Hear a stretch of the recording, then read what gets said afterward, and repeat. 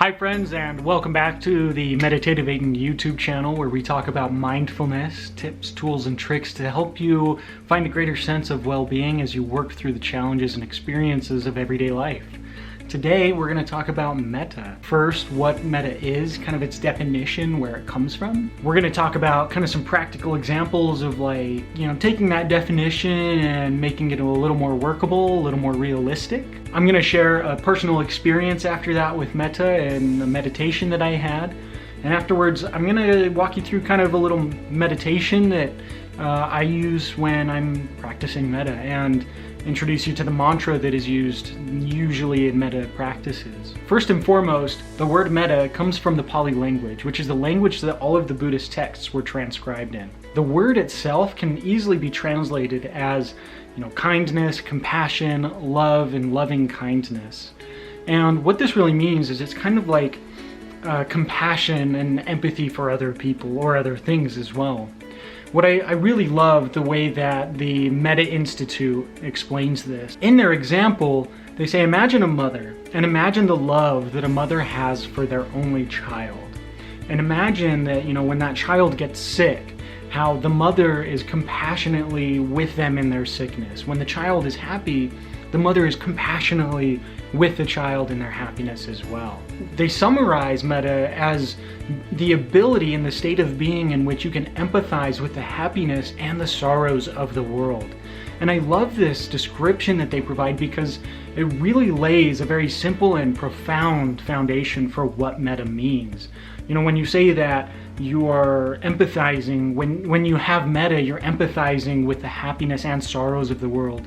It really says that it's kind of an in-between. It doesn't identify with happiness or sorrow, but it's something that you experience with that moment, with that sensation. This means that it could be a sensation of your own, an experience of your own, or something of someone else's. I really like the way that Jack Kornfield describes this as well, when he says that whenever an experience arises in our consciousness that we become aware of, Metta is the practice of allowing that experience to come and meeting it with compassion and kindness.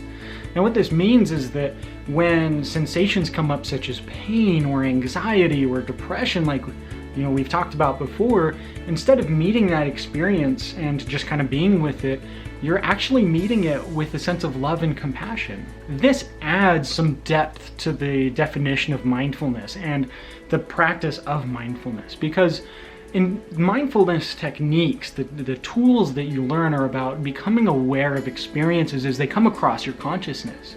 With Metta, it's taking it one step further, and instead of just becoming aware of it, that's only the first step. Metta takes it a step further to say, okay, now that I'm aware of it, I'm going to embrace this experience with love and compassion. An example of this for you might be, when the experience of stress comes up, or when the experience of depression or sadness or something comes up, you meet that experience personally by saying, one, I recognize this experience, and then reciting a mantra to that effect. And this mantra typically goes something like this: may you be happy, may you be calm, may you be peaceful, may you be at ease, may you be safe. And what this does is it embraces that without the dichotomy of it being good or bad, meaning that when that experience arises, you're not identifying it as, a positive or negative experience. It's just an experience that you are allowing yourself to come to be in love with.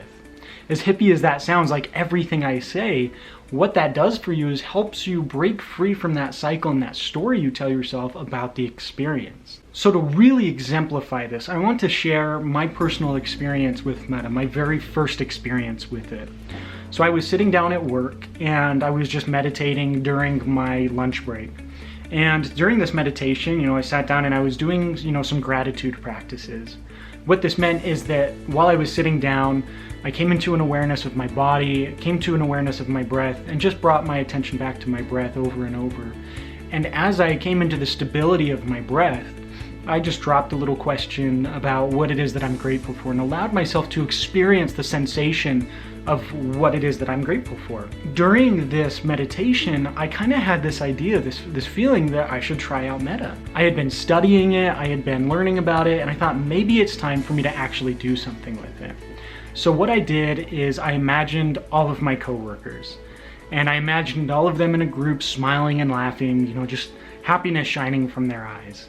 And at first this was kind of uncomfortable because visualizing all of your coworkers can be a little weird, especially if you walk up to them after and you're like, I had a great meditation, I was just thinking about you.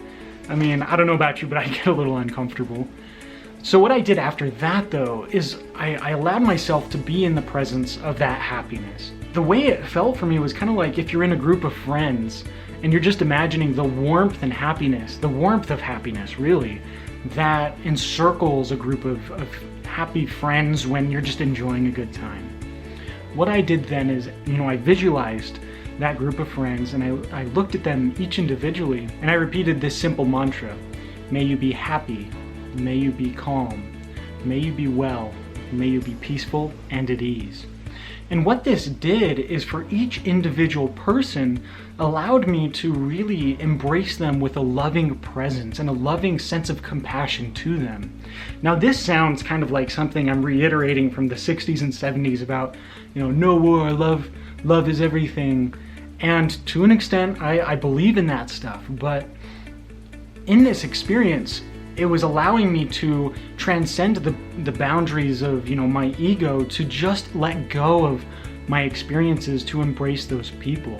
I had been having a really stressful day at work, like always, and I'd been running around in circles and things were just busy. And it allowed me to kind of drop my guard and drop my problems to focus on these people and their happiness. And as I finished my lunch, I finished my meditation, as I went through the day and interacted with these people, my coworkers, every interaction that I found myself in was based out of love and empathy and compassion for these people.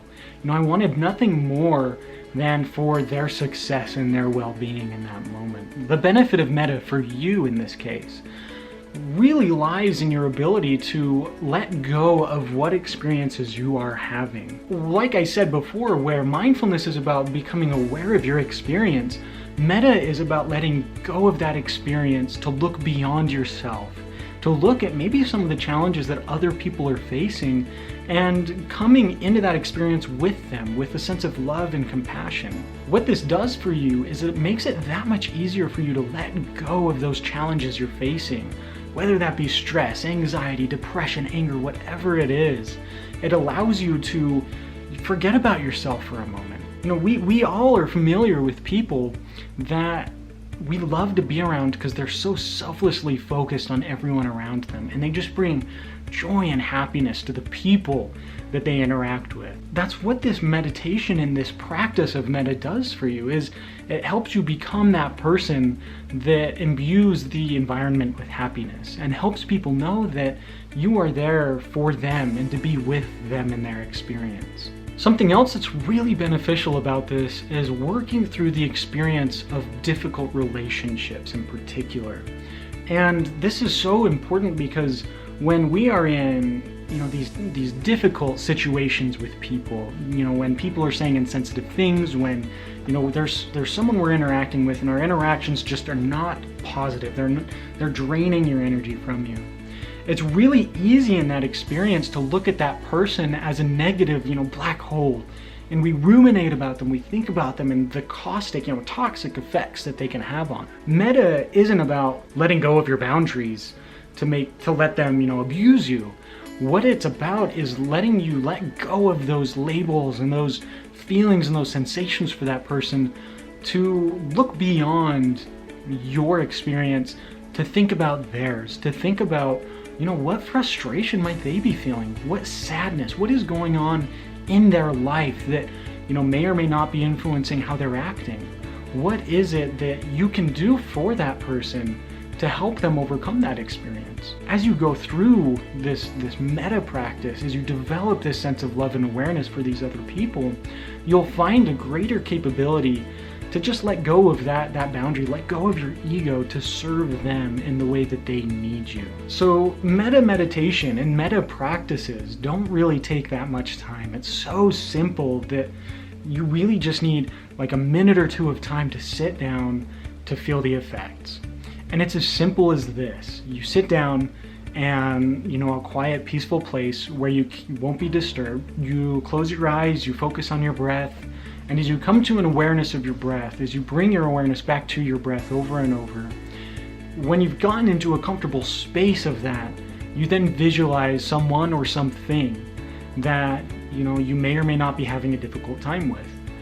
After you've visualized that person, and I usually like to visualize them smiling or happy, or if they are going through a difficult experience, maybe it may be more beneficial to imagine them, upset or something like that. Once you've visualized this person, the next thing is just to simply repeat a mantra. And this mantra goes something like this: may you be happy, may you be well, may you be calm, may you be peaceful and at ease. And you just repeat that same mantra over and over and over again. So I really want to encourage you to try out that simple little practice. It only takes, 1 to 3 minutes. It doesn't have to be a 20-minute long meditation. And all you have to do is sit down and just repeat that mantra to yourself or to the person or thing that you're thinking about just for a few minutes.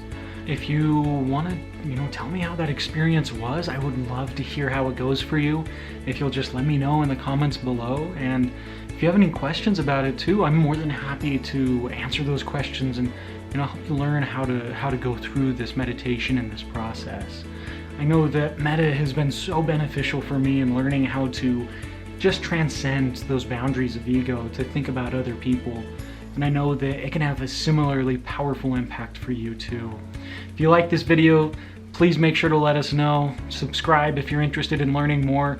You can also find us on Instagram at Meditative Aiden or on Facebook. And this video will also be on a podcast soon. Thank you for joining me today, and I'll see you guys next time.